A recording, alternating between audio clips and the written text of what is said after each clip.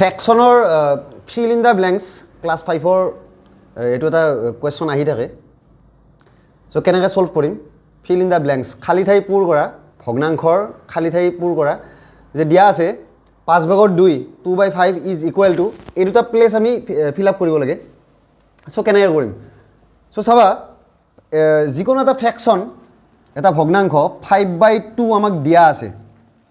is equal to আমাৰ নিউমাৰেটৰ দিয়া আছে 4 অৰ্থাৎ লব দিয়া আছে 4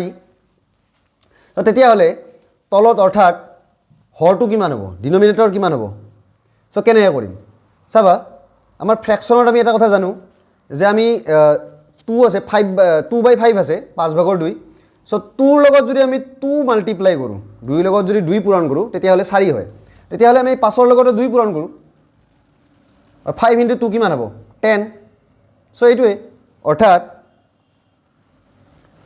4/, কিমান হ'ব 4/10 এতিয়া ছেকেণ্ড ফ্ৰেকশ্যনটোত দিয়া আছে আমি ডিনমিনেটৰ দিয়া আছে 15 এতিয়া চোৱা 5ৰ লগত কিমান মাল্টিপ্লাই কৰিলে 15 হ'ব 5ৰ লগত কি পূৰণ কৰিলে 15 হ'ব 15 হ'ব 3 অৰ্থাৎ 2/5 ইজ ইকুৱেল টু 5 × 3 অৰ্থাৎ 5 পূৰণ 3 কৰিলে আমাৰ কিমান হ'ব 15 অৰ্থাৎ 15 চ' ওপৰৰ নিউমাৰেটৰৰ লগতো আমি যদি 2 × 3 কৰোঁ অৰ্থাৎ 2 পূৰণ 6 সমান 2 পূৰণ 3 সমান 6 হয় এইটো এনচাৰ অৰ্থাৎ আমি ইয়াত কি লিখিব লাগিব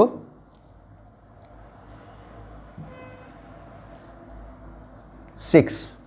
এইখিনিয়ে এনেকুৱা আহে ফিল ইন দ্য ব্লেংকছ খালী ঠাই পূৰ কৰা